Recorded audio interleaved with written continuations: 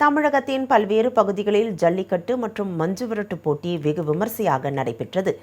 மதுரை மாவட்டம் அலங்காநல்லூர் அருகே உள்ள கலைஞர் நூற்றாண்டு ஏறு தழுவுதல் அரங்கத்தில் ஜல்லிக்கட்டு போட்டி நடைபெற்றது. இப்போட்டியை அமைச்சர் மூர்த்தி கொடியசைத்து தொடங்கி வைத்தார். சீறி பாய்ந்த காளைகளை அடக்கும் வீரர்களின் வீரத்தை ஆயிரக்கணக்கான பார்வையாளர்கள் கண்டு ரசித்தனர்.